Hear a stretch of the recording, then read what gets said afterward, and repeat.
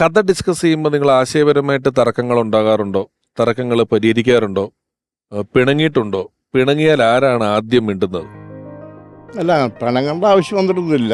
അന്ന് കാലത്ത് ഞാനും മോഹനും കഥ സെലക്ഷൻ ഞങ്ങൾ സെലക്ട് ചെയ്ത് പതിവ്. അപ്പോൾ ഇന്നസെൻ്റ് കൂടി ഉണ്ടാവും. പിന്നെ ശരിക്കും ഇന്നസെൻ്റ് കൂടി എടുത്തു കഴിഞ്ഞാൽ ആ സെക്ഷൻ വേറെയാണ്. അന്ന് കാലത്ത് കോമഡി ട്രാക്കും കാര്യങ്ങളൊക്കെ ആയിട്ട് നമ്മളെല്ലാ സിനിമകളും നല്ല സിനിമയൊക്കെ എടുത്തിട്ടുള്ളത്, എല്ലാം കുടുംബകഥകളും ഫാമിലി നമ്മൾ ഈ പറഞ്ഞ മാതിരി ബാബു പറഞ്ഞ മാതിരി ഇളവേള എന്ന് പറഞ്ഞ സബ്ജക്റ്റ് ഉണ്ടാക്കിയത് പത്മനാഭൻ്റെ കഥയല്ല സംഭവം പറയുന്നതല്ല. മധുസാറും മോഹനായിട്ട് ബാംഗ്ലൂർ ഷൂട്ടിങ് നടന്നുകൊണ്ടിരിക്കുന്നു, കാമറോദ് മോഹമൊക്കെ. അപ്പോൾ ഇവർ ഷൂട്ടിങ് കഴിഞ്ഞ് വരുമ്പോൾ മധുസാറും മോഹനൊക്കെ സംസാരിക്കുമ്പോൾ ഒരു ത്രെഡ് പറഞ്ഞതാണ്. 4 ചെറുപ്പക്കാർ ലൊക്കേഷൻ പിക്നിക്ക് പോകുന്നതാണ് സംഭവം. ആ പിക്നിക്ക് പോയി കഴിഞ്ഞിട്ട് ഇവർ വീട്ടിൽ ചോദിച്ചു പോയിട്ട് അവിടെ ഒരു ജീപ്പ് അപകടത്തിൽ ഇവർ മിസ്സായി പോകുന്നത്, ഒരാളെ കാണാനില്ല.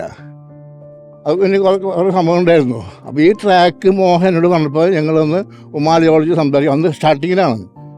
ഞാൻ കൊള്ളാലും മോനെ ഐഡിയ കൊള്ളാലും നല്ല സാധനമാണെന്ന് പറഞ്ഞു. അങ്ങനെ ഞങ്ങൾ വർക്ക് ചെയ്തിട്ട് ഇടവേള ചെയ്യാൻ വേണ്ടി ഒരു പ്രൊഡ്യൂസർ വന്നപ്പോൾ ഞങ്ങൾ സംസാരിച്ചു. അങ്ങനെയാണ് പത്മനാഭനോട് കഥ പറഞ്ഞത്.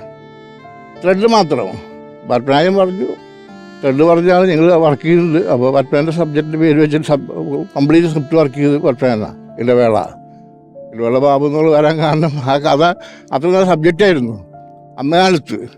ഇപ്പം അതിൻ്റെ വേറൊരു മോഡലാണ് മഞ്ഞുമേൽ ബോയ്സ് ഒന്നൊക്കെ.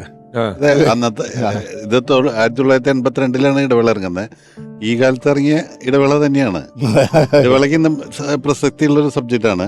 മോഹൻ സാറിന് ആരോഗ്യപരമായ കാരണങ്ങളൊക്കെ ഇപ്പോൾ ഇതിലാണ്. പക്ഷെ അദ്ദേഹം രണ്ടാമത് എടുക്കാൻ ആഗ്രഹിച്ചൊരു മുകേഷ് ചേട്ടന് ബലൂൺ 81-ലല്ലേ? 82-ല്. അപ്പം മുകേഷ് ചേട്ടനും ഇടവേള ബാബു ചേട്ടനും ഒറ്റ കൊല്ലമാണ് ഹീറോ ആയിട്ട് വരുന്നത് സിനിമ വരുന്നത്. ലാലേട്ടനും മമ്മൂക്കും തൊട്ട് മുമ്പില് ലാല് 80-ലാ വന്നത്. അതെ അതെ. 80-ല്. മമ്മൂക്ക 78-ല് 78-79-ലാണ് മമ്മൂക്ക വന്നിട്ടുള്ളത്. ഈ ഇന്നസെന്റ് പറയുമ്പോഴേ ഇന്നസെന്റ് നമ്മളൊക്കെ ആയിട്ട് നല്ല അടുപ്പാണ്. പക്ഷെ ഇന്നസെന്റ് നമ്മൾ അറിയാത്ത കുറെ ആൾക്കാരായിട്ട് ഭയങ്കര അടുപ്പാണ്. ഞാൻ അരവിന്ദൻ സാർ എന്ന് പറയുമ്പോൾ നമുക്ക് എല്ലാവർക്കും ഒരു രൂപമുണ്ട്, അദ്ദേഹത്തിന്റെ അങ്ങനെ പെരുമാറുന്നുള്ള ഒരു രീതി നമുക്കറിയാം. പക്ഷെ അരവിന്ദൻ സാറ് പൊട്ടിച്ചിരിക്കുന്നത് ഞാൻ കണ്ടത് ഇന്നസെന്റിന്റെ കോമഡി. അപ്പൊ അരവിന്ദൻ സാറ് സംസാരിക്കുന്നതേ വളരെ പതുക്കെ കുറച്ച്. പക്ഷെ ഇന്നസെന്റേട്ടൻ പറയുമ്പോൾ പുള്ളി വയറൊക്കെ കുലുക്കി പൊട്ടിച്ചിരിക്കുന്ന ഒരു അരവിന്ദൻ സാറിനെ ഞാൻ കണ്ടിട്ടുണ്ട്. അതുപോലെയാണ് ഓംപുരിയായിട്ട് ഒരു പടത്തിൽ അഭിനയിക്കാൻ എനിക്ക് ഭാഗ്യം ഉണ്ടായിട്ടുണ്ട്. അപ്പൊ അദ്ദേഹം എൻ്റെ അടുത്ത് വന്ന് പറഞ്ഞത് ഇന്നസെന്റേട്ടനെ പറ്റിയിട്ടാണ്.